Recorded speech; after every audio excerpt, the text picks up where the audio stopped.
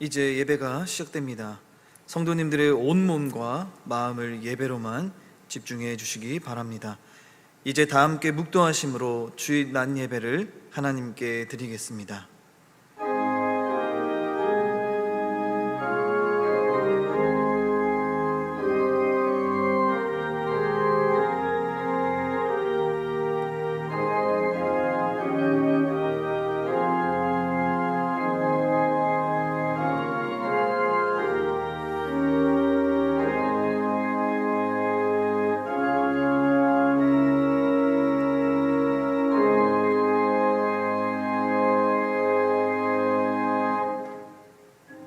이스라엘아 들으라.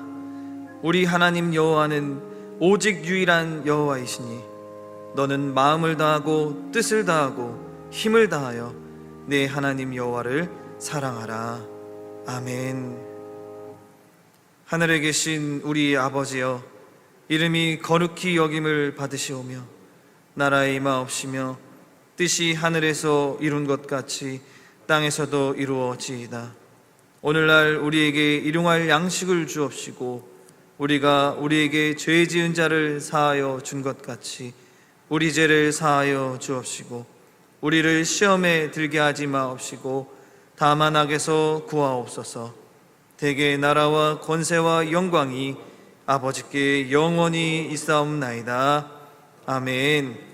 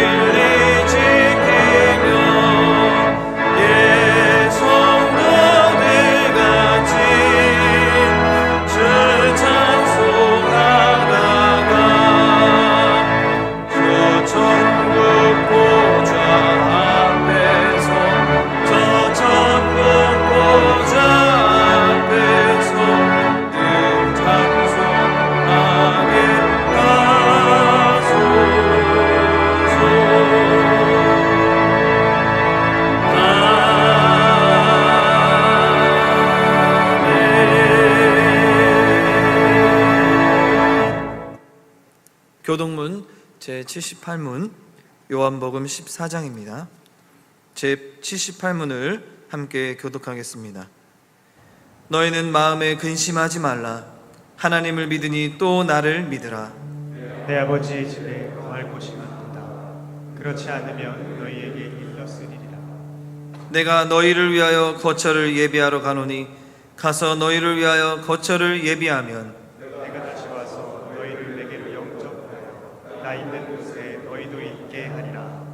내가 어디로 가는지 그 길을 너희가 아느니라. 엄마가 이르되 주여 주께서 어디로 가시는지 우리가 알지 못하거늘 그 길을 어찌 알겠사옵나이까. 예수께서 이르시되 내가 곧 길이요 진리요 생명이니 나로 말미암지 않고는 아버지께로 올 자가 없느니라. 아멘. 전능하사 천지를 만드신 하나님 아버지를 내가 믿사오며 그 외아들 우리 주 예수 그리스도를 믿사오니 이는 성령으로 잉태하사 동정녀 마리아에게 나시고 본디오 빌라도에게 고난을 받으사 십자가에 못 박혀 죽으시고 장사한 지 사흘 만에 죽은 자 가운데서 다시 살아나시며 하늘에 오르사 전능하신 하나님 우편에 앉아 계시다가 저리로서 산 자와 죽은 자를 심판하러 오시리라. 성령을 믿사오며 거룩한 공회와 성도가 서로 교통하는 것과 죄를 사하여 주시는 것과 몸이 다시 사는 것과 영원히 사는 것을 믿사옵나이다. 아멘.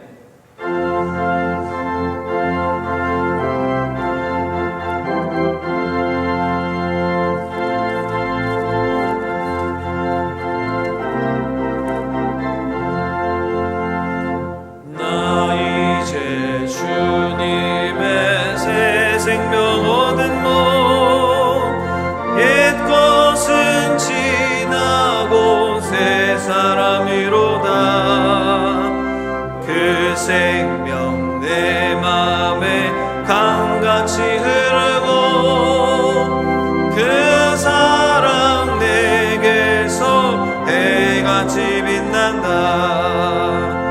영생을 누리며 주 안에 살리라.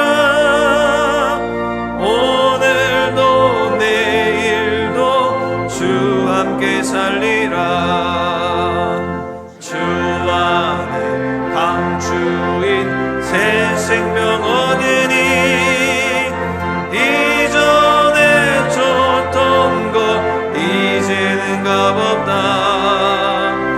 하늘의 은혜와 평화를 맛보니 찬송과 기도로 주 함께 살리라.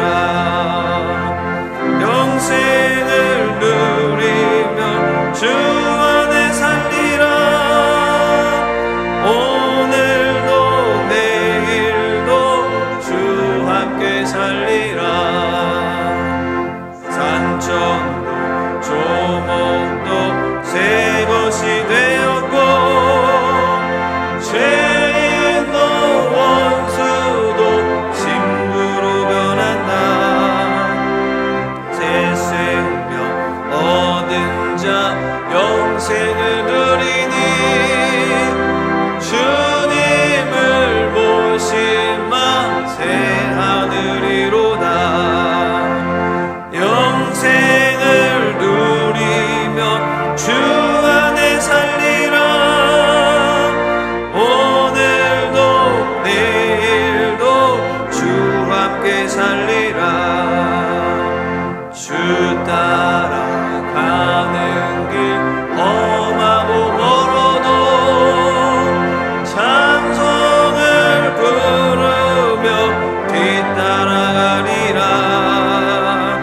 나 주를 모시고 영원히 살리라. 날마다 섬기며 주 함께 살리라. 영생을 누리며 주 안에 살리라. 오늘도 내일도 주 함께 살리라.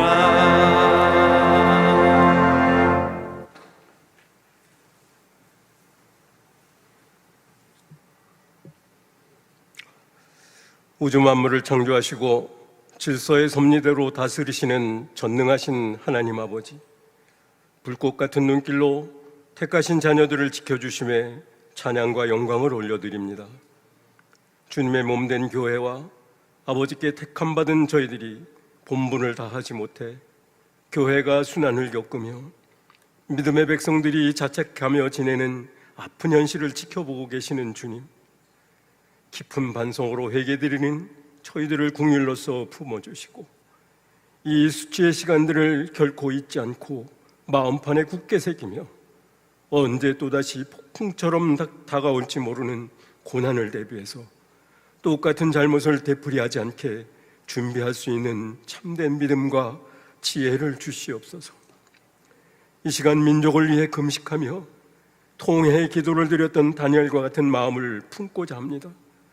상한 갈대를 꺾지 아니하시며 꺼져가는 등불도 끄지 않으시는 하나님께서 주의 종들이 낙담하지 아니하고 쇠하지 않으며 위기에 처한 민족과 교회를 위해 뜨겁고 절실한 기도를 멈추지 않는 참된 용사로 세워주시옵소서. 출구를 찾지 못하고 헤매는 교단사나 교회들이 영적 무기력 상태에서 탈출하게 도와주시고 코로나 이후 새로운 변화를 시도하는 길을 걸어가게 성령님께서 교회 지도자들을 인도해 주시옵소서.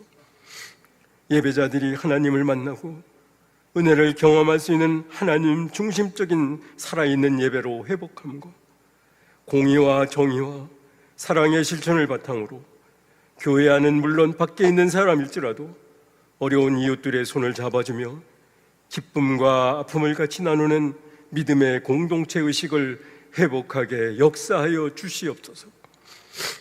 이전에 다른 시선으로 교회의 공동체를 지켜보았던 사회와 이방인들이 교회와 믿음의 백성들을 진정한 마음으로 받아들이는 반전의 기회가 되도록 인도해 주시옵소서. 몇 주 동안 코로나 대처가 미흡했던 소수 교회 잘못은 있었으나 매스컴 통해 교회 전체가 코로나 확산의 주범인 양 보도되고 국가 정책을 잘 준수하는 교회들마저 일률적인 현장 예배 통제를 받는 현실에 속상하고 참담한 마음과 때론 인간적인 분노까지 표출되기도 합니다. 하지만 코로나로 교회 공동체가 겪는 현실 속에서도 하나님께서는 매 순간 이 땅의 교회와 믿음의 백성들과 함께 계시며 끝내는 승리의 손을 들어주실 것이란 온전한 믿음으로 위로해 주심에 감사드립니다. 인자하시고 공율하심이 풍성하신 하나님 아버지, 거룩한 성일이 오나 예배위원과 소수만이 예배당 예배로 허락되고 다수의 성도들이 가정에서 실시간 영상을 통해 비대면 예배로 드리지만 안타깝게도 통신기기를 다룰 수 없는 어르신들도 계시오니 코로나가 속히 종결되어 대면 예배로 드리게 성령님께서 도움을 주시옵소서. 예배 장소나 상황에 관계없이 저희들의 삶 자체가 예배로 드려져야 됨은 모르나 때론 마음을 같이하여 성전에 모이기를 힘쓰며 사도의 가르침을 받고 서로 교제하며 떡을 나누고 기도하기를 힘써야 함에도 손발이 묶여 있사오니 치료제가 개발되어 모든 교인이 예배당에서 찬양으로 주님께 영광을 돌리고 교육부와 전도부, 새신자부를 비롯한 모든 부서가 제 모습과 역할을 다하며 중단된 새벽과 금요 기도회가 새롭게 불을 지피게 도와주시옵소서. 사랑이 많으시고 자비로우신 하나님 아버지, 수개월 지속된 코로나로 교회 각 부서와 바닥에 드러나는 재정 등 전반적으로 어려움이 많사오니 온 성도가 한마음 한뜻으로 개인과 가정 및 교회와 나라를 위해 각자의 처소와 일터에서 수시로 손을 높이 들어 기도하는 사랑의 마음을 주시옵소서. 특별히 믿음의 새싹들인 주일학교를 위해선 예수님께서 내 자녀를 위해 울라 당부하셨던 말씀대로 부모님들의 눈물 어린 기도가 우선이 되며 부서 담당 사역자와 교사님들의 전투적인 사명과 눈물과 헌신과 열정으로 보살펴 한 영혼도 주님의 가지에서 떨어져 나가는 낙과가 되지 않도록 귀하고 아름다운 열매로 성장케 도와주시옵소서. 해외 선교지도 하나님께서 선교사님 가족과 현지 믿음의 백성들을 열악한 환경과 코로나로부터 안전하도록 눈동자같이 세밀하게 지켜주셨기를 간절한 마음으로 기도를 드립니다. 교회와 승동의 건속들을 위해 앞장세우신 최영태 담임 목사님께 건강과 지혜를 주시고 성도님들 한 분 한 분을 품고 시간을 쪼개어 맞춤 기도로 보살피는 성도 사랑의 열정과 교회 부흥 및 회복을 위해 성도님들이 위로와 힘을 얻을 수 있는 말씀을 선포케 하시고 푸른 초장과 쉴 만한 물가로 양떼들을 인도하는 큰 사명자 역할을 감당케 영적 능력을 더하여 주시옵소서.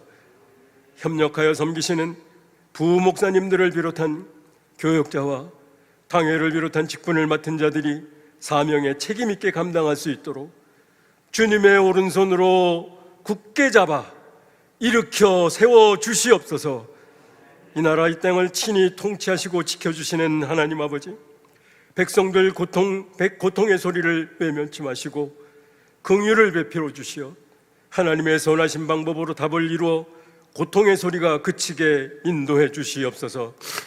남북한 전역에 만연된 좌우로 분열된 현 정권의 국민 정서, 코로나로 초토화된 이 나라를 위기로부터 구하기 위해 종교 지도자들이 앞장서 회개하고 여야 정치 지도자들이 자기 자신이나 가족과 당을 지키기에 앞서 100% 국민을 위해 겸손하게 일하는 지도자들로 바꿔주시어 기초부터 다시 세워나가는 나라와 민족으로 세워지게 축복해 주시옵소서.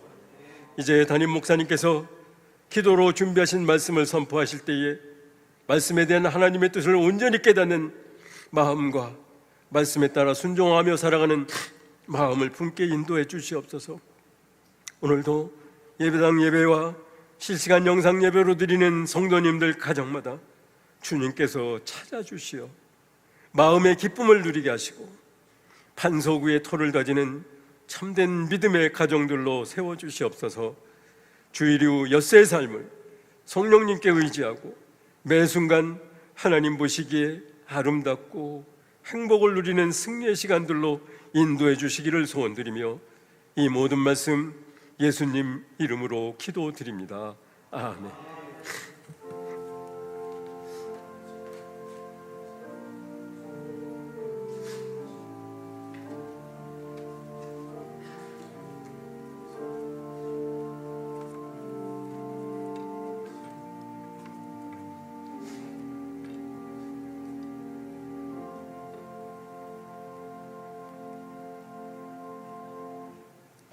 성경을 봉독하겠습니다. 하나님의 말씀은 마태복음 16장 13절에서 20절까지의 말씀입니다. 마태복음 16장 13절에서 20절까지의 말씀을 제가 봉독하겠습니다. 예수께서 빌립보 가이사랴 지방에 이르러 제자들에게 물어 이르시되 사람들이 인자를 누구라 하느냐? 이르되 더러는 세례 요한, 더러는 엘리야, 어떤 이는 예레미야나 선지자 중에 하나이다. 이르시되 너희는 나를 누구라 하느냐? 시몬 베드로가 대답하여 이르되 주는 그리스도시요 살아계신 하나님의 아들이시니이다. 예수께서 대답하여 이르시되 바요나 시몬아, 내가 복이 있도다. 이를 내게 알게 한 이는 혈육이 아니요 하늘에 계신 내 아버지시니라. 또 내가 네게 이르노니 너는 베드로라. 내가 이 반석 위에 내 교회를 세우리니 음부의 권세가 이기지 못하리라. 내가 천국 열쇠를 내게 주리니 네가 땅에서 무엇이든지 매면 하늘에서도 매일 것이요 네가 땅에서 무엇이든지 풀면 하늘에서도 풀리리라 하시고, 이에 제자들에게 경고하사 자기가 그리스도인 것을 아무에게도 이르지 말라 하시니라. 아멘. 이제 너희는 나를 누구라 하느냐라는 제목으로 담임 목사님의 말씀 선포가 있겠습니다. 많은 은혜 받으시기 바랍니다.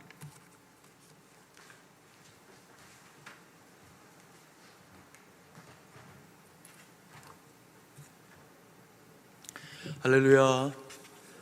우리 자회분들하고 인사하실 때 복된 주일입니다 이렇게 인사하겠습니다. 네, 그리스도인은 세상 가운데 살아가지만 하나님의 말씀을 먹고 또 그리고 예배드리면서 주님이 주신 은혜에 있어야 또 세상을 또 잘 살아가게 되는 것 같습니다. 그래서 오늘이 참 복된 주일인데 주님의 은혜가 한결같은 그런 그 은혜로 우리 가운데 임재하시기를 간절히 소망합니다. 저희가 시편 119편을 보고 또 그리고 그 전에 행했던 그런 그 마태복음의 이야기들을 저희가 이어서 이렇게 함께 바라보고 있는 시간을 보내고 있습니다. 우리가 지난주까지 보았던 그 마태복음의 그런 그 진술들을 따르면 예수님께서 이스라엘의 그 갈릴리를 중심으로 해서 가가호를 때때로 방문하시기도 하시고 또 어떤 집에 들어가서 또 마을 사람들의 말씀을 전하면서 또 그리고 그들의 그 병을 고치시기도 하시는 그런 일들을 행하시게 됩니다. 그리고는 예수님의 사역이 점차 갈릴리를 중심으로 이스라엘 사회 가운데서 유명한 그런 이제 사역들이 되어지면서 갈릴리 북부 지역을 토대로 해서 주님의 복음을 선포하는 그런 이제 기회들을 많이 가지시게 됩니다. 그래서 우리가 보았듯이 베세다에서 5천 명이 먹고 또 그리고 떡과 물고기가 12광준이나 남게 되는 그런 그 놀라운 일들을 경험을 하게 됩니다.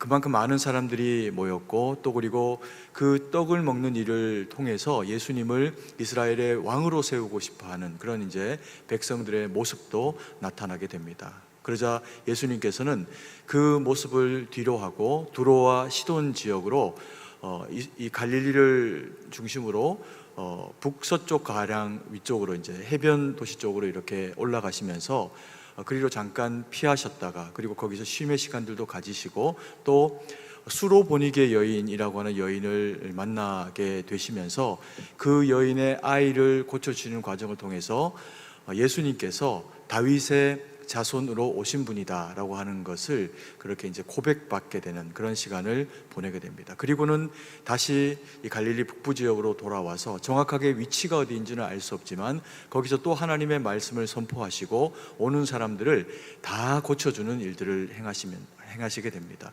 그야말로 놀라운 하나님의 능력을 나타내시면서 또 거기에도 미처 준비되어지 못한 그런 그 음식들을 백성들 가운데 제공을 하시면서 7병2여의 그런 그 사건을 또 한번 또 펼쳐 보여주게 됩니다. 그러면서 예수님은 더 이스라엘 사회 가운데 능력 있고 그리고 유명한 분으로 그렇게 높아지게 되면서 사두개인과 바리새인의 일단의 무리들이 찾아와서 예수님에게 하늘로서 오는 그런 그 표적 보이기를 요청을 하자 예수님께서 요나의 표적 이외에는 내가 보일 표적이 없다라고 그렇게 말씀을 하시면서 그들을 물리치는 그런 이제 모습을 보여주십니다. 그리고 이제 오늘 우리가 만나게 되는 베드로의 그 신앙 고백이 있는 주는 그리스도시요 살아계신 하나님의 아들이십니다라고 하는 이 고백에 해당하는 가이사라 빌립보 지역으로 이제 예수님의 그 행보를 옮겨가시는 그런 그 모습을 보여줍니다.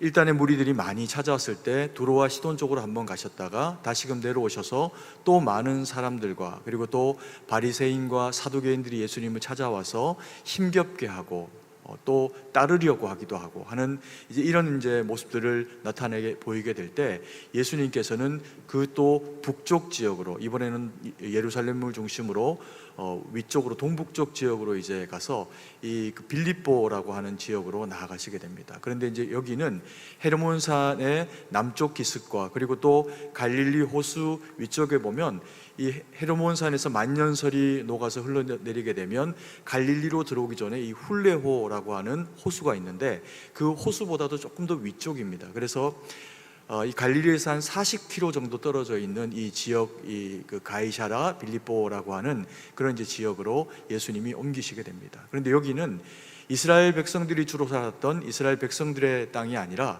주로 대부분은 이 이방인들이 그 가운데 거주하는 그런 이제 어떤 형편에서는 두로와 시돈과도 유사한 형태 그런 이제 지역적으로 보면 이스라엘과의 그런 그 거리 정도를 두고 있는 그런 지역이라고 볼 수 있습니다. 예수님이 거기에 가서 아마도 예수님과 또 그리고 따르는 이스라엘의 큰 무리가 없기 때문에 그 제자들과 함께 그런 의미 있는 시간들을 예수님이 보내시고 그리고 또 다시 이스라엘 사회 가운데로 돌아오시는 그런 그 일정들을 보내신 것 같습니다.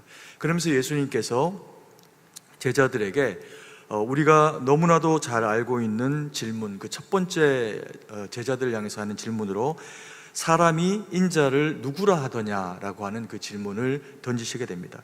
16장 13절의 말씀에 보면 예수께서 빌립보 가이사랴 지방에 이르러 제자들에게 물어 이르시되 사람들이 인자를 누구라 하더냐라고 그렇게 이야기를 하시면서 사람들 가운데 들려지는 예수님에 대한 이야기들을 제자들의 입을 통해서 듣기를 원하시는 장면을 볼 수가 있습니다. 그랬더니 사람들이 말하기를 예수님에 대해서 어떤 사람은 세례 요한 이렇게 이야기를 하기도 하고, 또 어떤 사람은 엘리야 이렇게 이야기하기도 하고, 그리고 또 어떤 사람은 예레미야와 같은 선지자입니다 라고 이렇게 예수님에 대해서 표현을 하는 것을 듣게 되십니다. 근데 예수님은 이렇게 왜 제자들에게 질문을 하고, 또 그리고 제자들은 왜 이렇게 이야기를 했을까요?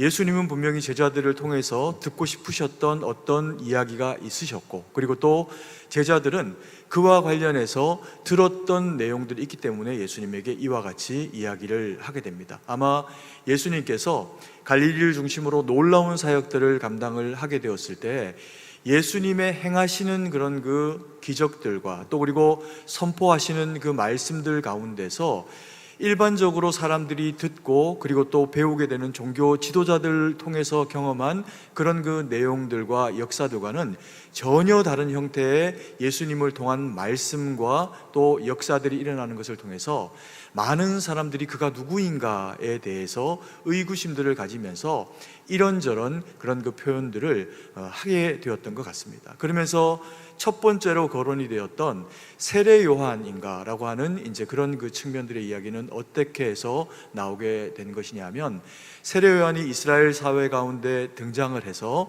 로마의 그런 그 압제와 여러 시간 동안에 여러 민족들 가운데서 고초를 당했던 이스라엘 백성들이 그 마음에 기다리고 있었던 대상은 메시아라고 하는 그런 그 대상을 기다리고 있었습니다. 그런데 그 암흑 같은 시대에 메시아는 아니지만 빛과 같은 하나님의 음성으로 이스라엘 가운데 등장을 해서 영향력 있게 하나님의 말씀을 선포했던 대상이 누구냐면 세례 요한이라고 하는 대상입니다. 그는 남루하게 옷을 입고 또 그리고 메뚜기와 석청을 먹으면서 필요한 것만 먹으면서 광야에서 하나님의 말씀을 이스라엘 백성들에게 선포했는데, 사람들이 그의 그 말씀을 듣기 위해서 광야 가운데로 나아가게 됩니다.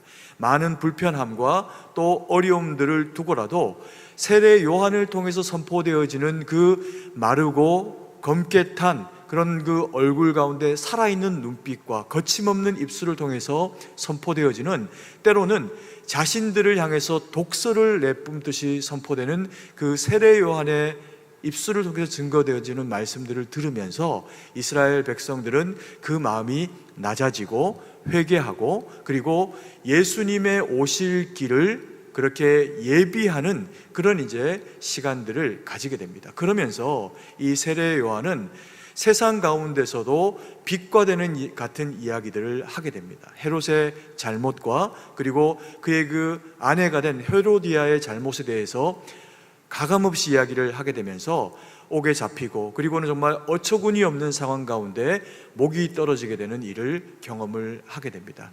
그러니 이스라엘 백성들의 마음이 어떠했겠습니까? 기대고 그가 혹 메시아가 아닐까라고 기대했던 사람들의 마음들이 무너졌겠죠. 그런데 놀랍게도 세례 요한 이상의 메시지의 능력이 있을 뿐만 아니라 병자를 만나거나 또 어떤 어려운 상황들이 다가와 있음에도 불구하고 그것들을 놀라운 능력으로 해결을 하시는 예수님이라고 하는 존재가 등장을 하게 되니까 죽었던 이 세례 요한이 살아서 돌아온 게 아닌가라고 하는 이제 생각들을 이스라엘 백성들이 하게 됩니다. 그래서 저 정도의 능력이면 다시금 살아 돌아온 세례 요한이기를 원하는 그런 이제 이스라엘 백성들의 마음이 표현되는 그런 표현으로 세례 요한이라고 하는 인물이 거론이 되어집니다. 그리고 이제 두 번째로 등장을 하게 되는 인물이 누구냐 하면 엘리야라고 하는 인물입니다. 그러면 왜 이스라엘 백성들이 엘리야라고 하는 인물을 예수님에 대해서 이렇게 비추어 보면서 이렇게 표현을 하게 되었을까요?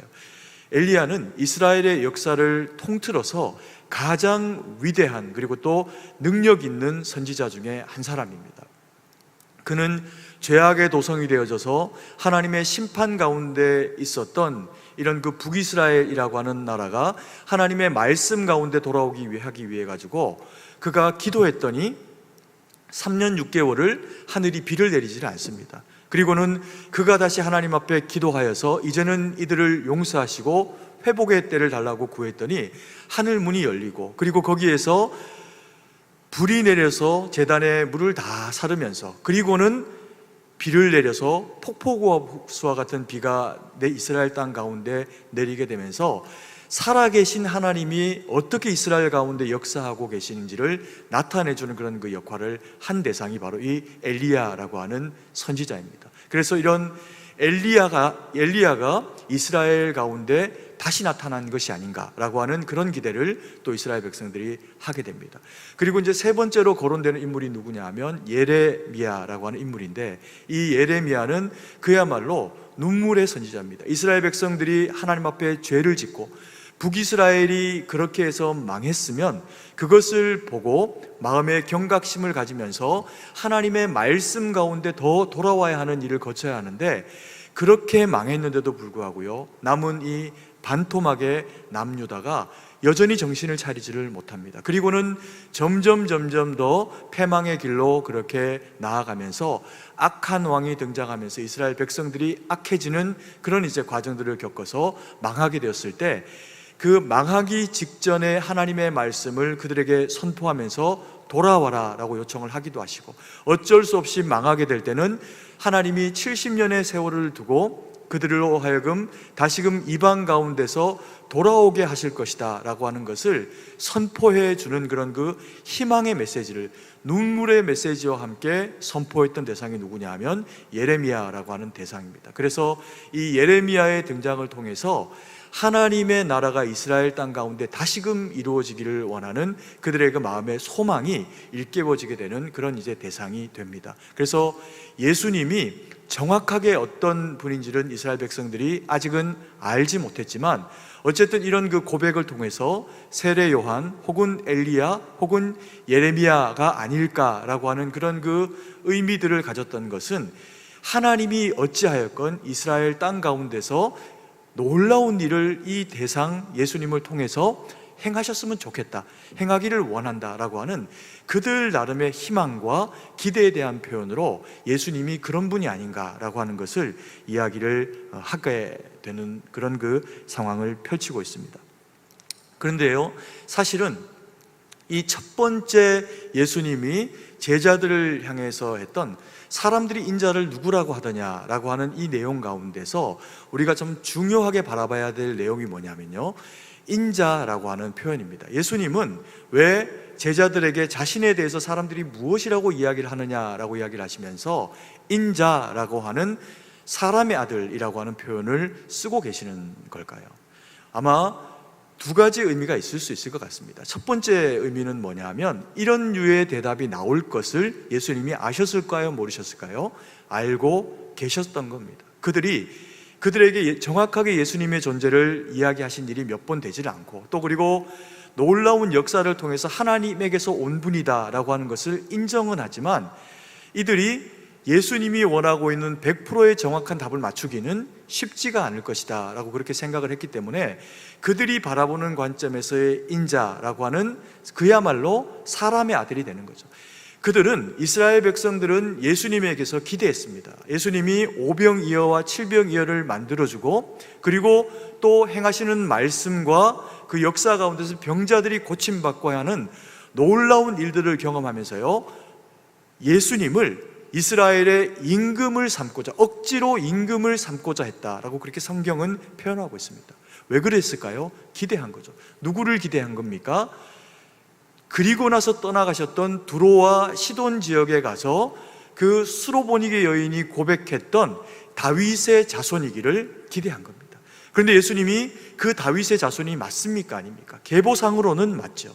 계보상으로는 약속을 따라오신 다윗의 자손이 맞습니다. 그러나 혈과 육을 따라오신 다윗의 자손은 아니기 때문에 예수님이요, 그야말로 인자, 사람의 역할로 사람의 왕이 되는 일은 수용하실 수가 없으셨던 겁니다. 그래서 그들이 임금을 삼아 주려고 하였으나 그것을 원하시지를 않으셨던 겁니다. 그래서 인자, 그들이 어떤 인자로 보느냐, 사람의 아들로 보느냐라고 그렇게 물으셨던 의미 있을 가능성이 많은 이야기입니다.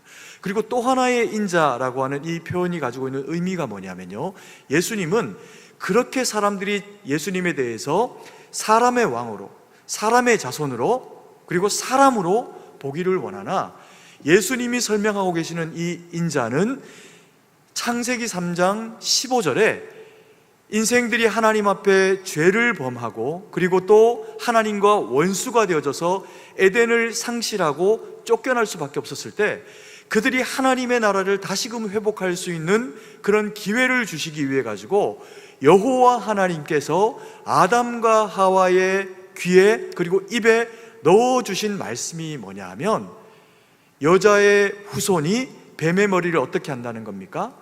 밟는다는 겁니다. 인자가 사단의 권세를 누를 거라는 겁니다. 그 약속의 대상이 누구라는 겁니까? 인자이신 예수 그리스도라는 거죠. 그래서 이런 이제 의미들을 마음에 깔고 그리고 제자들에게 이것을 묻고 나서 제자들에게서 원하는 대답이 아니라 제자들에게서 예상되는 질문을 받습니다. 그래서 예수님께서 두 번째 제자들을 향해서 질문을 던지고 계십니다. 그러면서 뭐라고 예수님께서 질문을 던지시냐 하면 15절 말씀과 16절 말씀에 보면 이르시되 너희는 나를 누구라 하느냐라고 이야기를 하시면서 그들이 아니라 너희는 나를 누구라 하더냐 이렇게 이제 질문을 하시게 됩니다. 그러니까 그 질문을 들은 제자들 가운데서 심장이 뜨겁고 그리고 직관도 사실은 굉장히 뛰어났던 사람인 것 같습니다. 우리가 베드로를 어떤 의미에서는 이제 예수님을 부인하기도 하고 또 이렇게 금방 칭찬받을 만한 일을 했다가 바로 또 예수님에게 꾸지람도 듣고 이렇게 하니까 베드로를 굉장히 좀 이제 하찮은 인물로 보는 그런 이제 경향들이 우리 기독교 가운데서는 적잖이 있지만 사실은 이 베드로는 굉장히 영적인 뛰어난 어떤 직관을 가지고 있던 분이었던 것이 사실입니다. 그러면서 고백하기를 뭐라고 이야기를 하냐 하면 16절에 시몬 베드로가 대답하여 이르되, 한번 같이 한번 읽어볼까요? 주는 그리스도시요 살아계신 하나님의 아들이시니이다 라고 고백을 하게 됩니다. 놀라운 고백을 하죠. 예수님이 그 말씀을 들으시면서요, 만약에 실로폰이 있었으면 딩동댕 이렇게 아마 치셨을 거예요. 격하게 동의하십니다. 그 말을 기뻐 받으시고 베드로가 한 말을 틀린 말이 아니다라고 이야기를 하시면서 17절, 18절, 19절에 보면요 이렇게 이야기하십니다. 예수께서 대답하여 이르시되 바요나 시몬아 내가 복이 있도다. 이를 내게 알게 한 이는 혈육이 아니요 하늘에 계신 내 아버지시니라. 또 내가 내게 이르노니 너는 베드로라. 내가 이 반석 위에 내 교회를 세우리니 음부의 권세가 이기지 못하리라. 내가 천국 열쇠를 내게 주리니 내가 땅에서 무엇이든지 매면 하늘에서도 매일 것이요 내가 땅에서 무엇이든지 풀면 하늘에서도 풀리리라 하시고 라고 이렇게 이야기를 하시면서 베드로가 고백을 한번 잘하고 나서요 베드로에게는 반석이라고 하는 별명이 주어질 뿐만 아니라 그의 그 믿음 가운데 교회를 세우시겠다라고 하시는 그런 놀라운 이야기를 하시면서 그가 땅에서 맺으면 하늘에서도 맺히고 그가 땅에서 풀면 하늘에서도 풀리는 하나님의 역사의 장이 되시게 하시겠다라고 이야기를 하시면서 이 베드로를 잔뜩 높여주는 그런 이제 칭찬의 이야기를 하시게 됩니다. 이것 때문에 캐톨릭에서는 베드로를 초대 교황으로 봅니다. 그래서 굉장한 이 베드로의 그런 그 이야기가 예수님에게서 정말 긍정적으로 평가되어지는 그런 일을 이제 맛보게 되는 거죠. 그러면 우리가 세 번째로 봐야 될 내용들이 뭐냐면요, 이 베드로가 한 도대체 이 고백이 어떤 유의 고백이기에 예수님께서 이 베드로의 이야기를 이렇게까지 인정하시고 그리고 동의를 해주시냐라고 하는 것을 우리가 좀 바라볼 필요가 있습니다.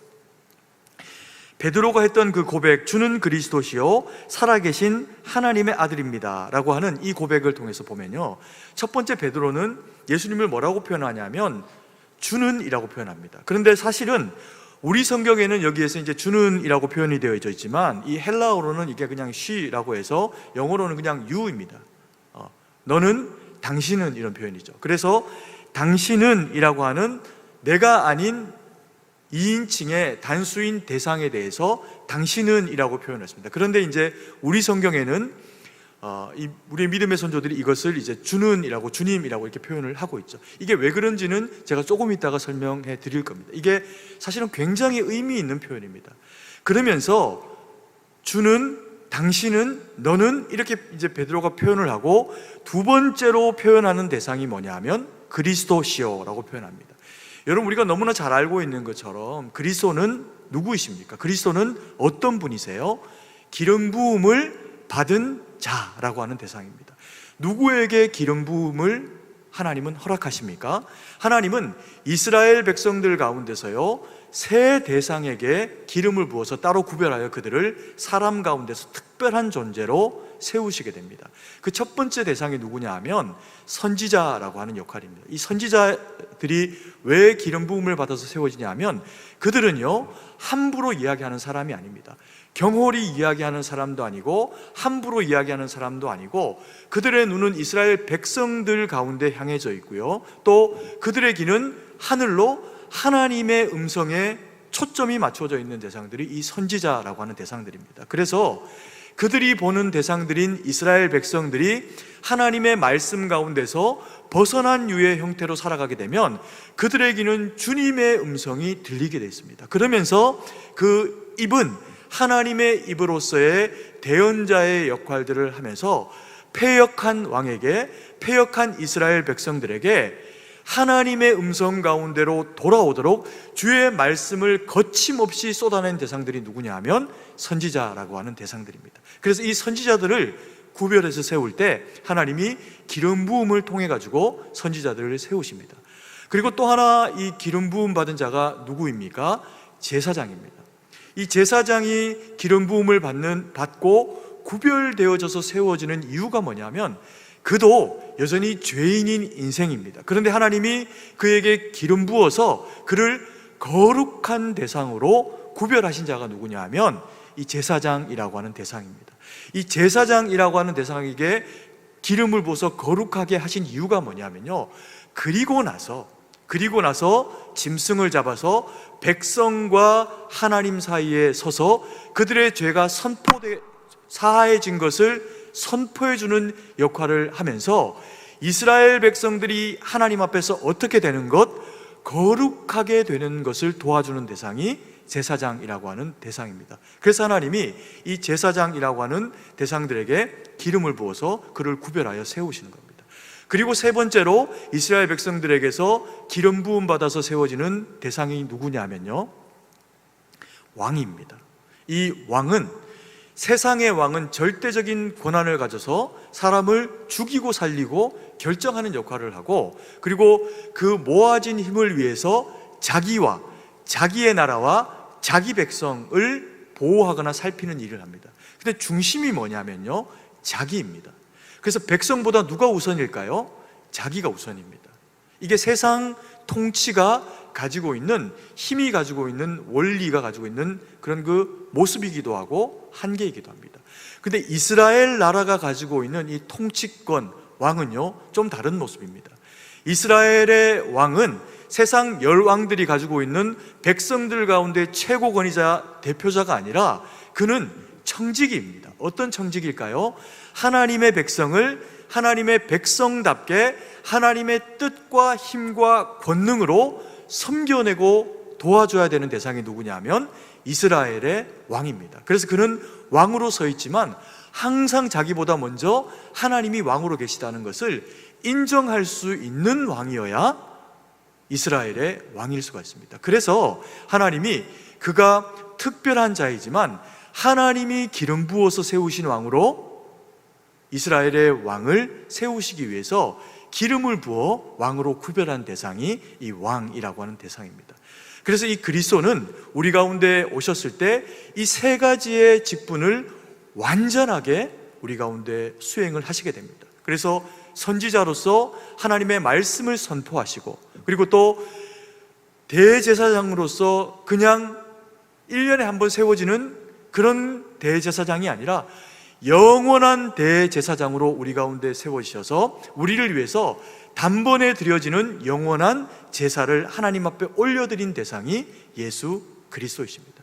그리고요, 영원한 통치자로 우리에게 왕으로 오신 분이 바로 그리스도이십니다. 그래서 베드로가 고백하고 있는 주는 그리스도시요 살아계신 하나님의 아들입니다 라고 하면서 이 그리스도가 이 하나님과 백성 사이에서 얼마나 중요한 역할을 해야 하는 인물인지를 설명하는 대상이 되는 겁니다. 그리고 세 번째로 베드로가 누구라고 고백을 하냐면요, 살아계신 하나님의 아들 이렇게 표현합니다. 그래서 베드로가 고백을 해보니까, 경험을 해보니까 예수님을 통해서 듣고 그리고 경험하게 된 이 모든 일들은 이스라엘 백성들이 손을 들고 영광을 돌리게 되는 일과 같이 이 일이 다 누구로 말미암아 되어졌다는 것을 고백할 수밖에 없었던 겁니까? 하나님으로밖에 될 수밖에 없다는 일인 것을 이 베드로가 고백할 수밖에 없었던 겁니다. 그리고 이것은 단순히 어떤 선지자요, 단순히 어떤 대상이 아니라 살아계신 하나님의 아들이어야만 이게 가능한 일이다라고 하는 것을 몸소 경험을 하고 또 그것을 고백하는 그런 이제 자리 가운데로 나아갔다는 겁니다. 근데 사실은 그리스도시요 그리고 또 살아계신 하나님의 아들입니다 라고 하는 이런 이제 고백도 중요하지만, 베드로가 하고 있는 이 고백 가운데 첫 번째 이야기 she라고 하는 이런 그 you, 당신, 너라고 하는 이 고백이, 이 대상이 사실은 더 의미 있는 그런 그 설명으로 다가와지게 되는 것을 보게 됩니다. 왜 그럴까요? 베드로는 예수님에게 고백하면서 당신은 이렇게 표현합니다. 당신은 내 앞에 서 있는 사람입니다. 예수님도 제자들 가운데 묻습니다. 그들은 물었다가 원하는 대답이 나오시질 않으니까 너희는? 이라고 묻습니다. 실제로 예수님께서 듣기를 원하셨던 그 대답의 대상들은 그들이 아니라 예수님과 함께 있는, 지금 당장은 소수지만 제자들을 통해서 듣기를 예수님이 원하셨는데 그 고백을 베드로가 해드린 거죠. 그런데 이 베드로가 하는 고백은요, 그리스도이시고 그리고 살아계신 하나님의 아들이십니다 라고 하는 이 고백을 하면서 사실은 어떤 고백으로 들려주고 있는 거냐면요, 내 앞에 계신 당신은 나의 그리스도이시요, 내 앞에 계신 당신은 나의 하나님의 아들이십니다, 나의 하나님이십니다. 이런 그야말로 신앙 고백을 올려드리고 있는 겁니다. 근데 이게 왜 예수님에게 칭찬받을 일이냐면요, 아니 이것은 사실은 당연한 고백입니다. 예수님이 설명을 해오셨고 그리고 또 앞으로 또 더 설명을 해가실 일입니다. 그러니까 이것은 변화될 답이 아니라요, 정해져 있는 답입니다. 정해져 있는 답을, 알려주신 답을 이야기하는 것이 뭐 그리 대단한 일일까요? 그런데 베드로가 고백한 이 이야기는요, 예수님이 그것 때문에 그의 그 고백에 대한 답을 놓으라고 거절하시지 않았기 때문에 가셔야 하는 십자가의 길을 예비합니다.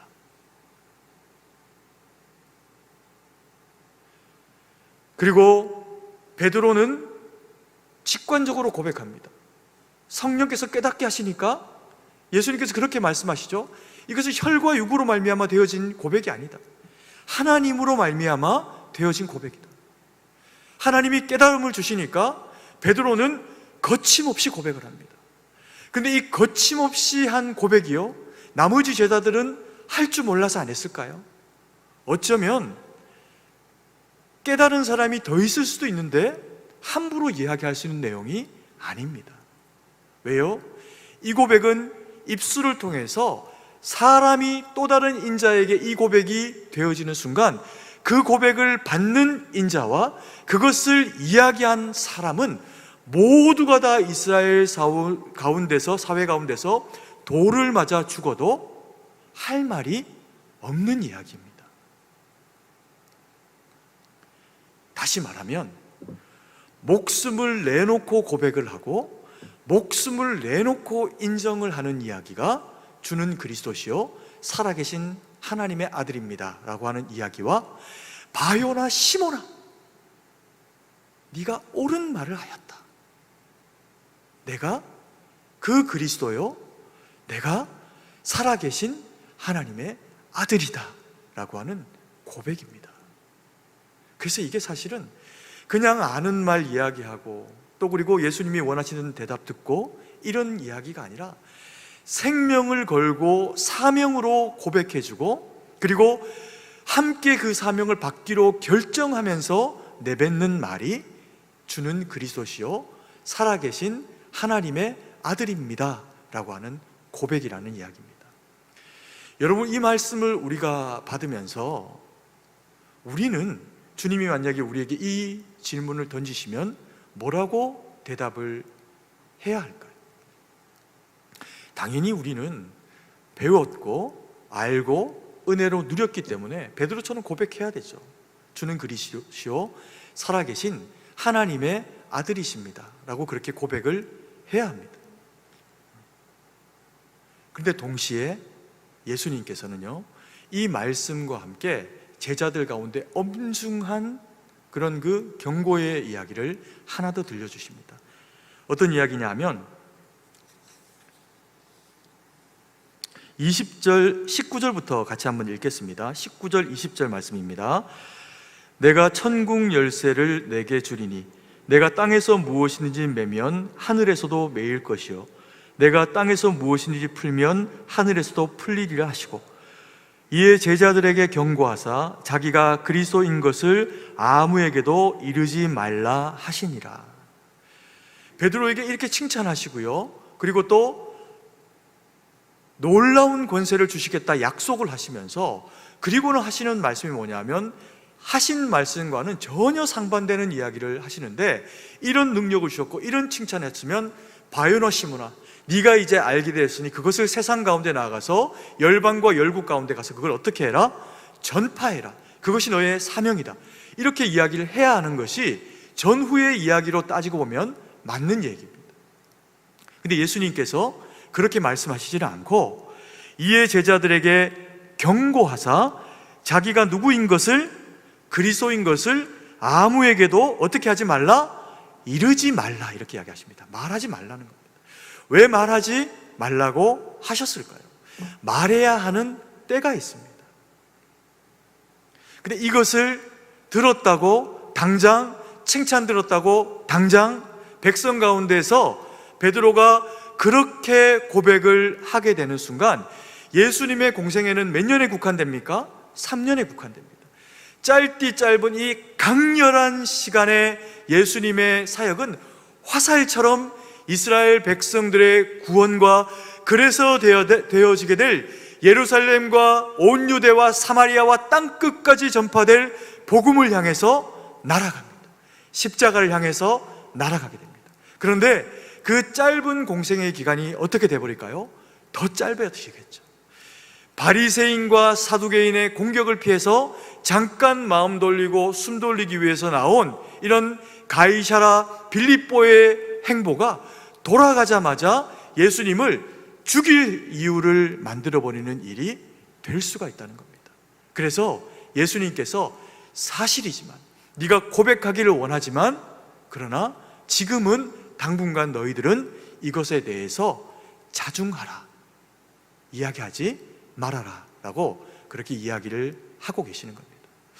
우리는 그리스도인입니다. 그리스도인은요 그리스도를 나타내는 대상이에요. 그래서 그리스도인은 그리스도를 나타내는 것이 사명입니다. 당연히 저희는 복음을 전해야 하고 저희가 행하는 모든 삶 가운데서 그리스도가 나타나지는 삶을 살아야 합니다. 우리가 착해야 하고요 우리가 선을 행해야 하고 우리가 말도 조심해야 하고 우리가 선한 사람으로 세상 가운데 살아가야 하는 것은 우리가 착한 대상이기 때문이 아니라 우리가 우리보다 더 선하신 그리스도의 종들이기 때문입니다. 그래서 우리는 세상의 빛과 소금의 역할을 감당하기 위해서 우리의 모습이 아니라 우리의 말을 통해서, 우리의 행동을 통해서 그리스도만 나타나는 거룩을 나타내야 합니다. 그러면 그리스도를 증거해야죠. 근데 주님이 뭐라고 이야기하십니까? 이야기하지 말랍니다.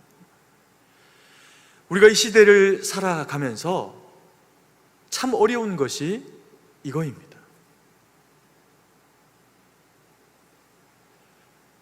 예배를 드리고 우리가 복음의 사람으로 세상 가운데 살아가면서, 복음은요, 십자가에 예수 그리스도가 달리시고 그리고 주님이 우리를 위해서 부활하시고 난 이후에 세상 가운데로 끝없이 전파됩니다. 주님이 하지 말라 말씀하셔도 끝없이 전파됩니다. 왜요? 다시 주님이 제자들 가운데 올리어 가실 때는 증거하고, 그리고 또 어떻게 해라? 세례를 주고 제자를 삼으라라고 이야기하십니다. 그래서 복음은 다시 전파됩니다. 그래서 그 복음이 우리가 듣게 된 이 십자가의 복음으로 거쳐서 우리에게까지 이르게 된 거죠. 그런데 그 복음이 거쳐지는 그 모든 과정 가운데서 십자가의 복음은요, 어느 나라, 어느 시대를 막론하고 환영받았다는 때는 없습니다.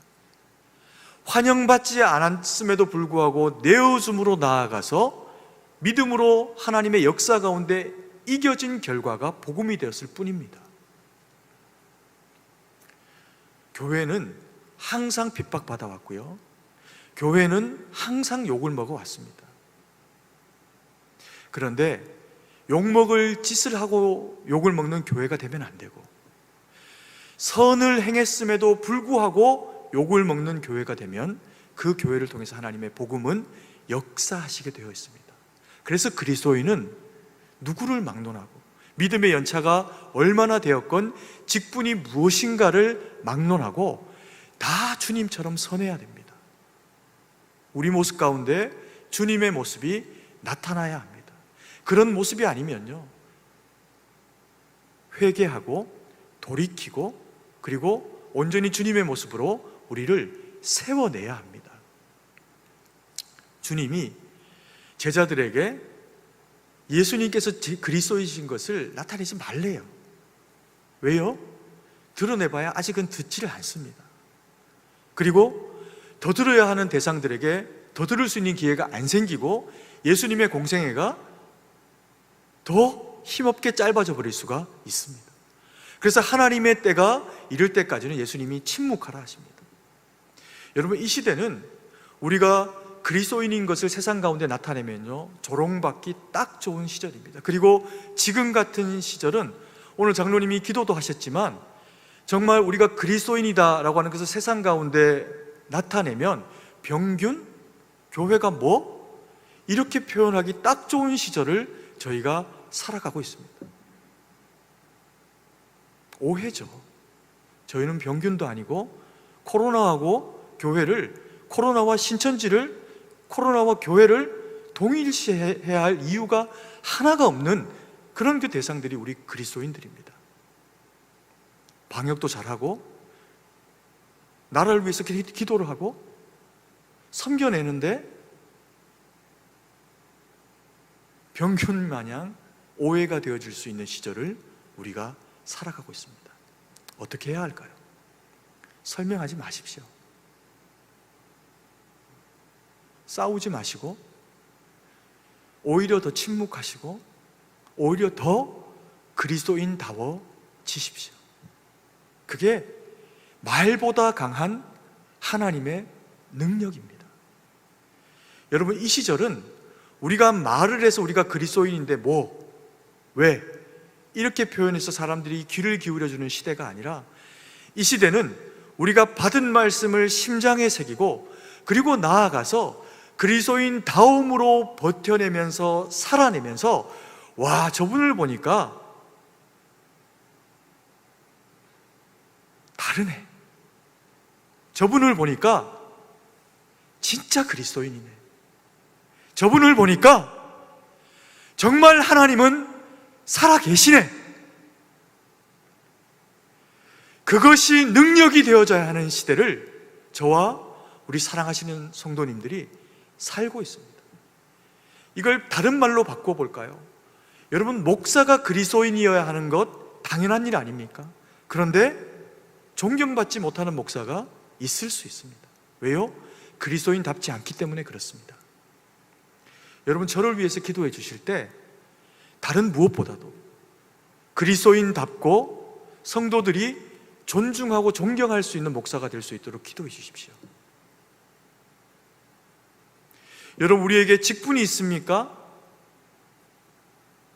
장로님들, 권사님들, 집사님들, 그런 것이 아니어도 성도라고 하는 거룩한 무리라고 하는 명칭이 우리 가운데 있습니까? 그것은 그리스도인이기 때문에 주어진 이름입니다.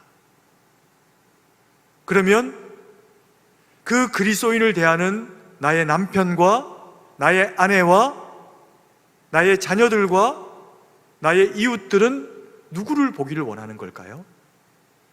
아버지에게서 그리스도를 보기를 원합니다. 저도 이것을 잘 못하고 실수할 때가 많습니다. 그때마다 정신이 번쩍번쩍 들어요. 아, 내가 이거 과하구나. 아버지로는 다가가는데 그리스도인으로는 내가 다가가고 있지를 못하구나. 돌이킵니다. 그리고 회개합니다. 때로는 미안하다, 잘못했다라고 이야기도 합니다. 그게 그리스도인입니다. 우리는 절대 완전하지 않아요. 완전해서 그리스도인이 아닙니다. 오히려요, 자꾸만 세상 가운데 작아질 수밖에 없는 대상입니다. 왜요? 그리스도인으로 살아가는 게 살아보시면 쉽습니까? 아니요, 어렵습니다. 맡은 직분이 높고 클수록 그리스도인으로 살아가는 것은 더 어렵습니다. 그런데 그렇게 살아가야 하는 겁니다. 세상이 그리스도인으로 그렇게 살아가려고 하는 우리를 내버려 둡니까? 아니요, 힘들게 하죠. 직장이, 그리고 때로는 삶이 우리를 곤고하게 하고 자꾸만 작아지게 만듭니다. 우리가 은혜를 받고 세상 가운데 잘 되면, 나 봐라, 예수 믿으니 이렇게 잘 되잖아, 너도 예수 믿고 그렇게 잘 됐으면 좋겠어, 이렇게 말하기도 좋은데, 이 시절이 우리를 실직하게도 만들고, 이 시절이 우리가 있는 것이 자꾸만 없게도 만들고, 이 시절이 우리를 자꾸만 치열하게 만들면서 내 안에 숨겨놓고 있던 예자가 드러나게 되는 모습이 나타날 수도 있게 만듭니다. 어떻게 해야 합니까? 자꾸만 작아지는데.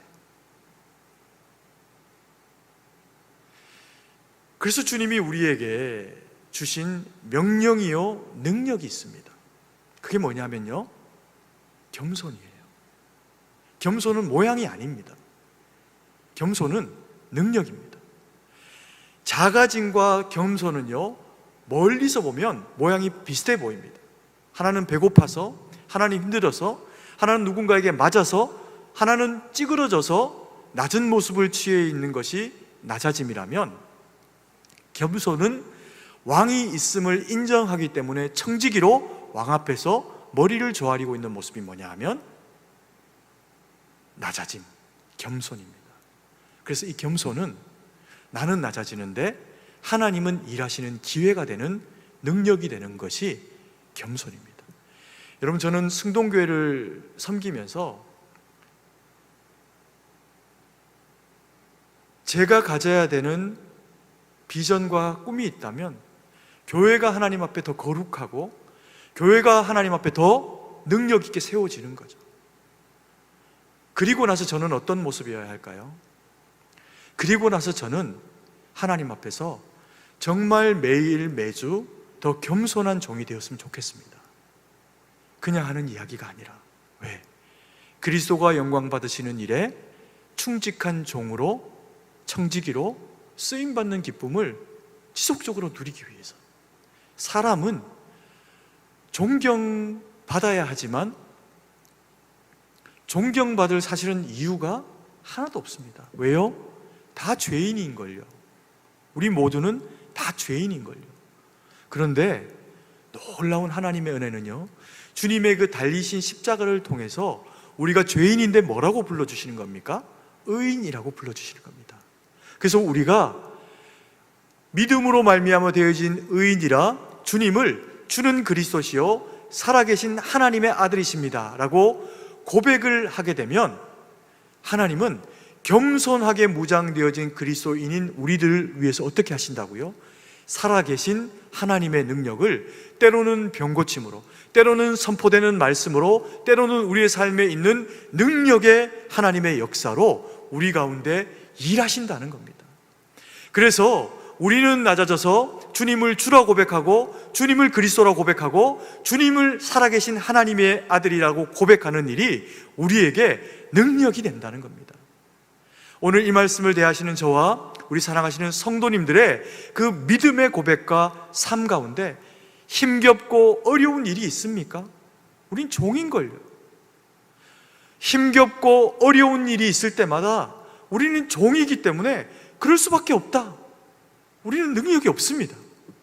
그것을 인정하면서, 그러나 우리의 능력이 되어 주시기 위해서, 이스라엘의 왕이 되어 주시기 위해서 이스라엘의 왕으로 오셨으되 그들을 군림하는 자의 자리로 그들 가운데 서기를 원치 않으시고 왕이시면서도 겸손의 왕으로, 섬김의 왕으로 오셨던 그 주님이 이스라엘을 낮아짐으로 그렇게 섬겨 오셨던 것처럼 저와 우리 사랑하시는 성도님들을 우리가 어디에서 예배자로 서서 어디에서 예배를 드리건 주님은 우리를 섬기시고 세워내시면서 세상 가운데서 빛의 자녀로, 거룩한 그리스도인으로, 승동교회의 교인으로 세워내실 겁니다.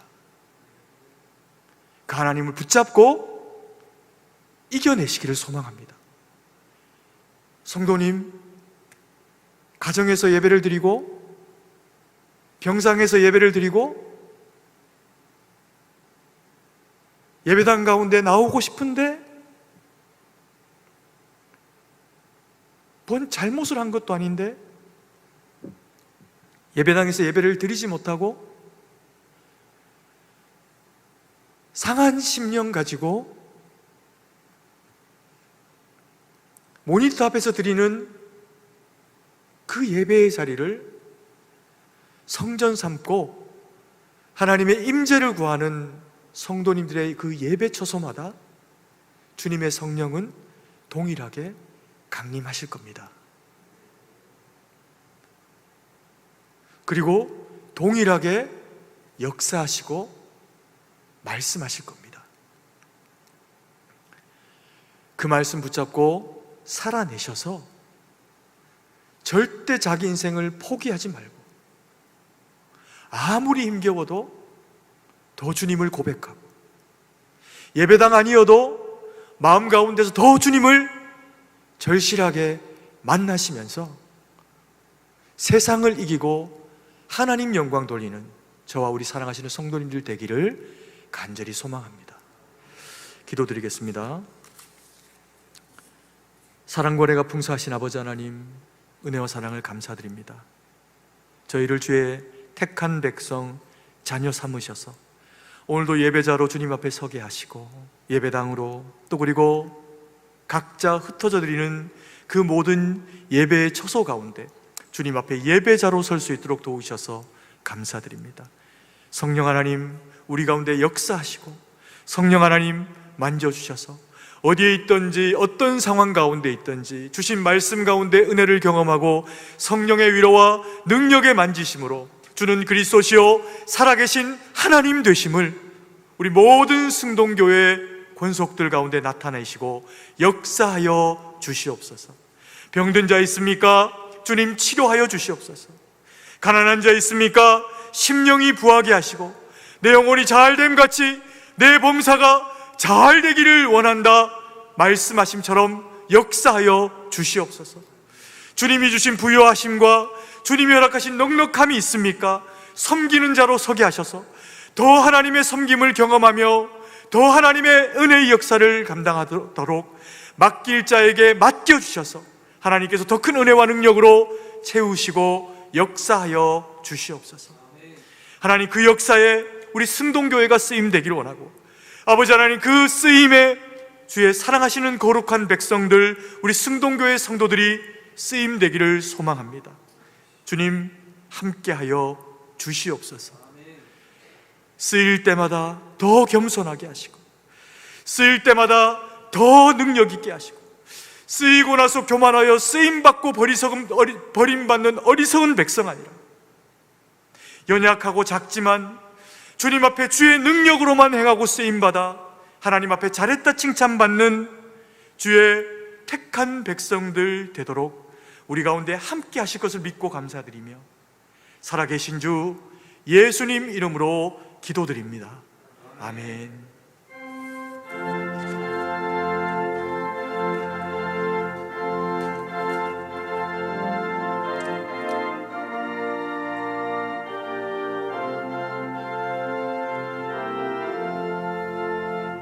날 대속하신 예수께 내 생명 모두 드리니 늘 진실하게 하소서. 내 구주 예수여, 나 구주 위에 살리라. 내 기쁨 한량 없으리. 내 갈 길이 도와소서. 내 구주 예수여, 날 구원하신 예수를 일평생 의지하오니 날 영접하여 주소서. 내 구주 예수여, 나 구주 위에 살리라. 내 기쁨 한량 없으리. 내 갈 길이 도와소서. 내 구주 예수여, 주 십자가에 달리사 날 자유하게 했으니 내 몸과 마음을 주 위해 다스게 하소서. 나 구주 위에 살리라. 내 기쁨 한량 없으리. 내 갈 길이 노하소서. 내 구주 예수여,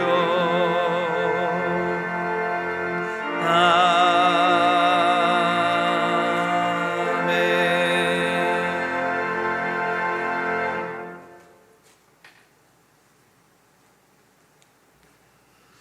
사랑과 풍성하신 아버지 하나님, 은혜와 사랑을 감사드립니다. 저희를 주의 택한 백성 삼으셔서 아무런 자격 없는 자들이 그리스도의 보혈의 공로로 오직 주님 허락하신 그 믿음의 선물로 말미암아 되어진 그리스도인 됨으로 하나님 참으로 주님 앞에 귀한 예물을 올려드렸습니다.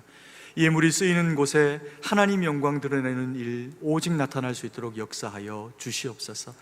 하나님의 나라 이 백성들이 참 어려운 시절을 당하고 있습니다. 많은 오해와 갈등과 서로 아버지 하나님 찢어지고 미워함과 하나님 어떻게 하나 된 나라이며 어떻게 자유와 민주가 아버지 하나님 이 나라 가운데 이루어진 나라입니까? 하나님 이 나라의 백성을 불쌍히 여기시고 이 나라가 다시 아버지 하나님 그 정서적으로 하나 되고 하나님 영광 돌릴 수 있는 주님이 기뻐하시는 나라 되도록 역사하여 주시옵소서. 하나님 교회들마다 주의 말씀과 생명의 복음 선포해서 교회가 교회됨으로 나라가 나라되는 역사가 이루어질 수 있도록 아버지 하나님 수많은 지교회들 가운데 역사하시고 은혜를 베풀어 주시옵소서.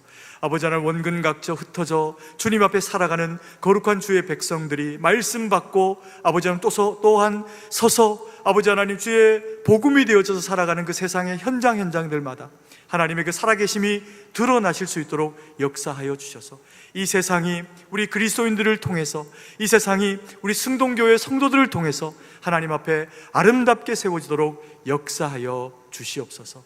뿐만 아니라 아버지 하나님 흩어져 살아가는 그 모든 우리 아버지 하나님 성도들의 삶과 또 예배의 처소 가운데 동일한 은혜의 능력으로 채우셔서 어디에 있든지 빛되고 소금되게 하시는 하나님의 역사만 나타내도록 함께하여 주시옵소서.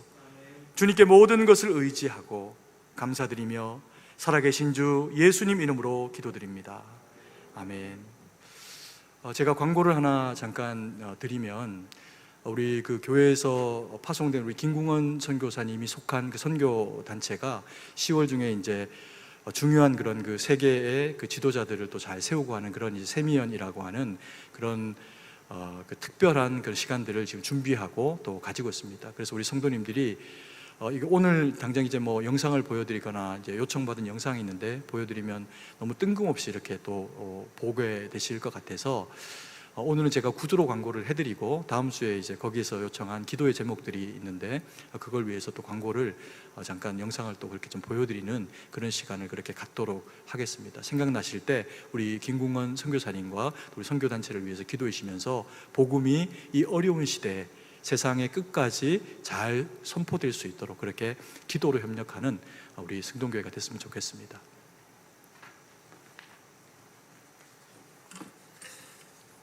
교회 소식을 알려드립니다. 코로나19로 인한 사회적 거리두기 및 대면 예배 금지에 따라 예배를 다음과 같이 조정하오니 양해와 협조를 부탁드립니다.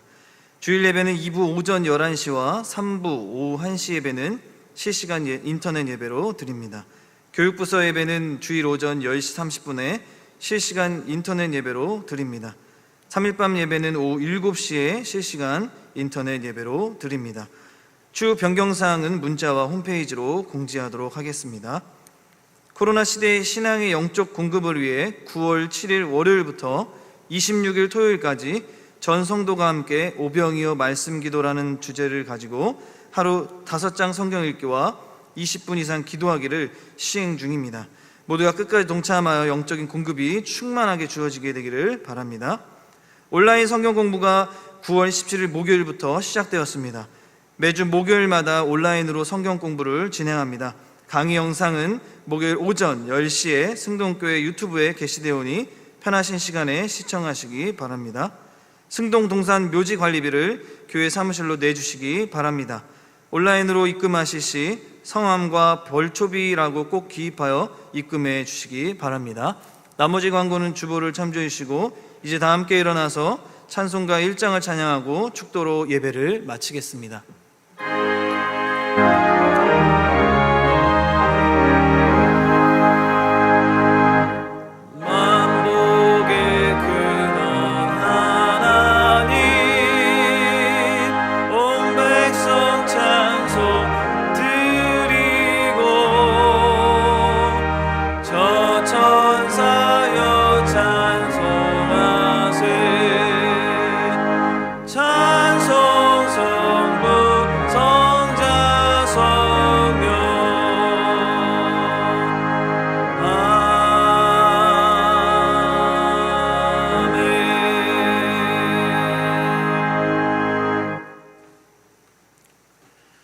이제는 우리 구주 예수 그리스도의 구속의 은혜와 무한하신 하나님 아버지의 사랑하심과 성령의 위로교통 충만하심의 은혜의 역사가 주님 앞에 믿음으로 나서 오직 하나님 영광 돌리며 하나님 위에 살기로 다짐하며 그래서 믿음의 고백으로 주는 그리스도시요 살아계신 하나님의 아들이심을 고백하는 주의 거룩한 백성들 머리머리 위에 이제로부터 영원토록 함께 계실지어다. 아멘.